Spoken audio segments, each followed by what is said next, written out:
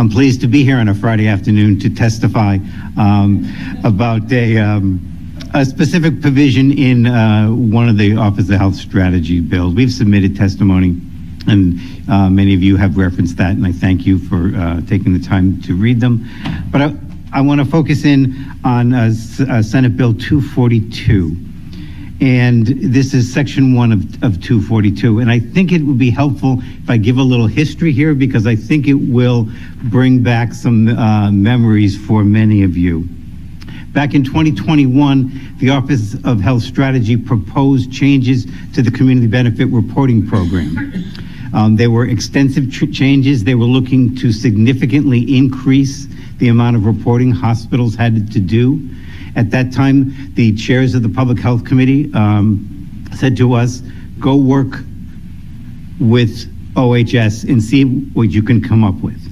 And we spent a lot of time with, at that point, Executive Director Vicki Veltri, her attorneys, the attorneys from the Department of Social Services, and worked through the reporting that we would provide. And we came to an agreement. But we came to it late, and if you remember, 2021 was sort of just sort of coming out of COVID. It was a challenging session, so we didn't have time to pass that bill. 2022, we all went back and reaffirmed our agreement and understanding in relation to what should be filed. That was passed, and I think it was passed as part of a larger bill, and throughout the conversation, we said we're going to stick to what this agreement is, and we're going to put it in place. In October of, I should back up. That bill required significant reporting for Connecticut hospitals on what they file with the federal government. We'll take what we file with the federal government and provide reporting on a template that OHS would provide. In addition, we agreed to provide specific state reporting, and the reporting that wasn't required by the federal government, but we agreed to it. And part of that conversation was we need data from the all-payer claims database to do this. October of 2023 comes around, and we had been working with OHS to create, they said after we passed the bill that we now had to go through the whole APCD release part, which wasn't contemplated in the bill, but we said, okay. They created an application. They then created a data use agreement, not unusual, and hospitals began their annual reporting in October of 2023. OHS presents this bill, which unties what is a key part of that agreement. The key part of that agreement was we would provide state reporting, but we need the data to do it. And if we don't have the data, we don't have to do the state reporting piece because it's enhanced reporting. It may be information that we agreed to provide with the data on populations that we may not have information about. So those were tied together. Section 1 unties them.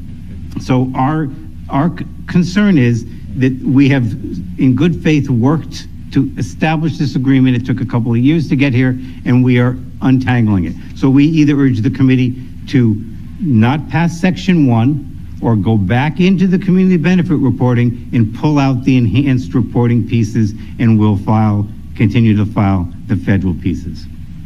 We also commented. Jim, I'm sorry, but your time is up. Then I am all set. I just wanted to mention one thing. I want you to complete what you're saying, because there are other bills. We're going to probably ask you those questions anyway, so might as well just answer. Section 2 of the bill requires non-claims data reporting under the all-payer claims database. The Office of Healthcare Strategy, and I think under the leadership of Olga Arma on the all-payer claims database, has done a lot of good work on trying to fill in the data for self-funded plans, the ERISA plans, right? They have commercial, they have Medicaid, they have Medicare, and they've done a lot of work in making progress there, but they're not there yet. We would encourage them to continue down that path to get as much of the self-insured data before we expand it going forward. So we either push that section out for some time frame with the focus on self-insured data, or think about pulling it from the bill. As I said, we submitted testimony on other bills related to opioid reporting, which you've discussed, as well as 340B reporting, which I'm happy to answer any questions on 340B. I can't wade too deep into the pool, but I hopefully can answer your questions or get them to you. Sure. Thank you so much for your testimony, and thank you for being here all afternoon and now moving towards the evening. Can I clarify, you said that you would be okay with the bill if we just removed section 1 from 242? Yes.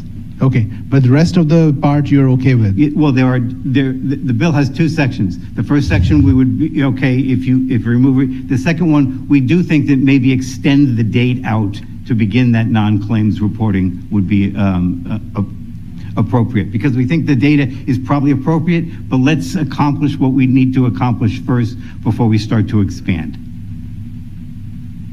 And if you were to argue that you're already providing some of this data to the federal government with respect to the 340B, why don't you send a copy to the state Office of Health Strategies? Hospitals that, and you're going to get me into a pool that's going to over my head really quickly on 340B. The 340B is the federal drug program, which is audited by the federal government. The items that are provided in this reporting is additional reporting. So it is not anything, to my knowledge, that we currently file with HRSA, but HRSA does come in and audit. But let me take a step back here. Last year, there was a provision, as Dr. Gifford said, related to 340B. It was part of the really big bill 6669, if you remember. It had a variety of provisions. We worked through a lot of them, and in fact, we came to an agreement with OHS and the Office of the Governor related to some reporting on 340B. Given issues non-related to hospitals on 340B, it was decided not to put that in the final bill, which is what I think Dr. Gifford said. It got really close, but didn't happen. We don't understand why that language wasn't included, and we took a step back to different reporting. It's different than it was when it started, but it's not what we had come to an agreement with them going forward. So let me clarify, the information that you provide to HRSA, does the state have access to that?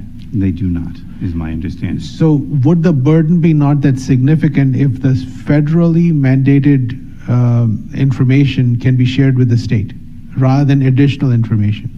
I don't know the requirements of the federal law, whether that is allowed or not, but I will find out.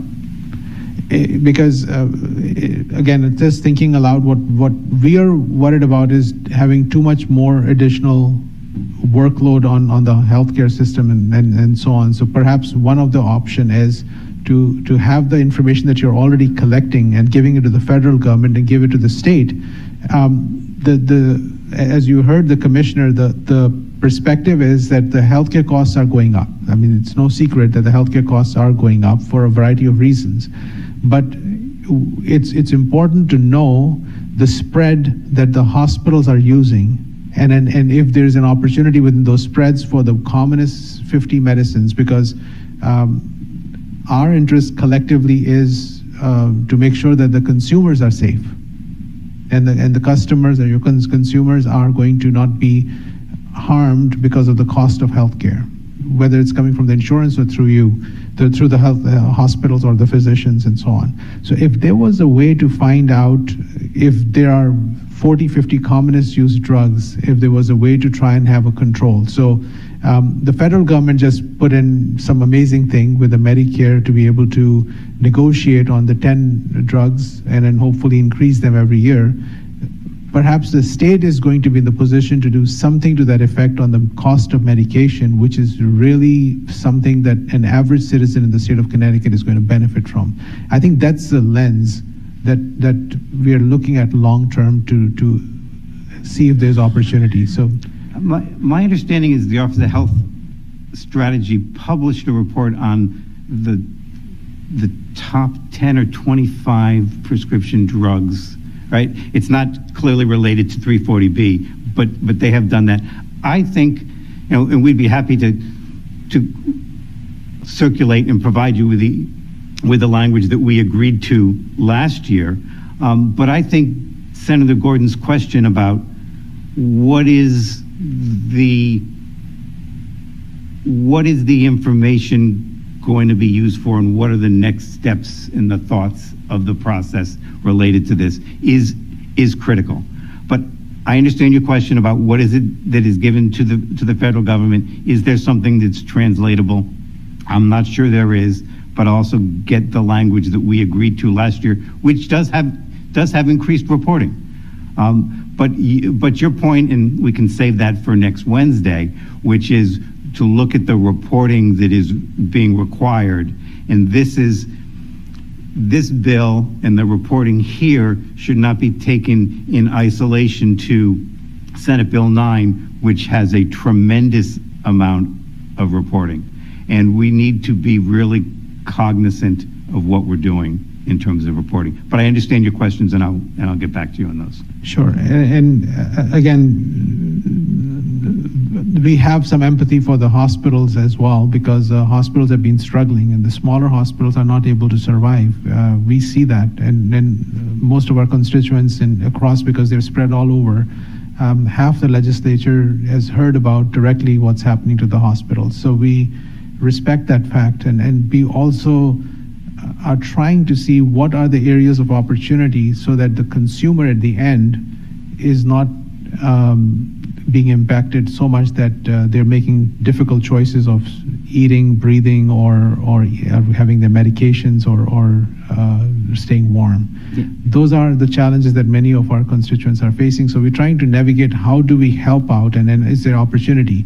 But I do feel that the medication part that we have, the list is from Medicaid. What are the commonest lists that we have? So that I've seen that list, but we do not have the list from the hospital medications and the most commonly used ones in that situation. And if there's an opportunity to reduce that cost, and then see what are the comparable areas in different parts.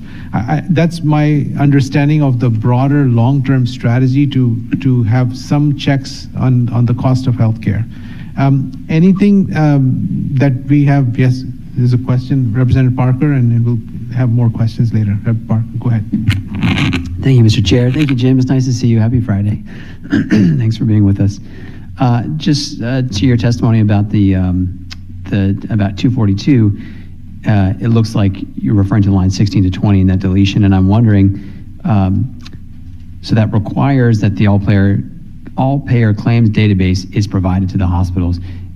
If this was removed, would that in practice not happen? I guess I'm curious, are there other reasons why the APCD is provided and therefore it's going to happen anyways, or help me understand that? In order to provide the data, right, we can do it a couple of ways. We can do it through the all-payer claims database release program, which is where researchers go to provide and to get information from the database about information that they do, or projects they're doing research on. Or the state can make a sort of a policy decision, right? We don't want this data given out without a valid public policy reason. So as part of the bill, we came to an agreement and the legislature agreed that there is a valid public policy reason to give this data. The same data whether you went through the all-payer claims database and completed an application and a data use agreement. We would still have to do a data use agreement, but it would be much easier. It's sort of a different hurdle, which we can do, right? I mean, it's been a lot of work to get there, but we can do that. But the piece is, if you don't get the data to then do the additional reporting we agreed to, that's what was contemplated throughout the process, and that's our real concern. Right, and so I appreciate that my understanding then, or my question is, the reasons why you wouldn't get the data, is that because OHS would make some decision, or because the hospitals didn't do all the steps required to be able to get the data? Do you see what I'm saying? I understand right. what you're saying the problem is, but what would cause it to actually not get transferred? Well, the data release committee could decide for any number of reasons not to give the data out, or I guess the getting of the data we've sort of worked through, right? It's because they've changed the process, and we said, okay, we'll deal with that. We'll deal with the application. We'll deal with the data use agreement. But if the data release committee over here says no, then we don't have any way to then get the data, and then our state reporting, which is required, is going to be difficult to do, and OHS has the ability for penalties if we don't comply. Sure. Have they said no to hospitals before? It might be a stupid question. We are still early in that process. It is it's sort of the untangling of this, because in order to do some of this, we recognize that we don't have all the data because not everybody goes to the hospital, right? There are individuals who have claims that would be helpful and information that would be helpful. And this is the same data, whether OHS made it available to the hospitals because we made this public policy decision, or it goes through the data release committee. It's the same privacy protections. It's the same HIPAA coverage. All of that is exactly the same. It's the untying of the additional state reporting on the community benefits.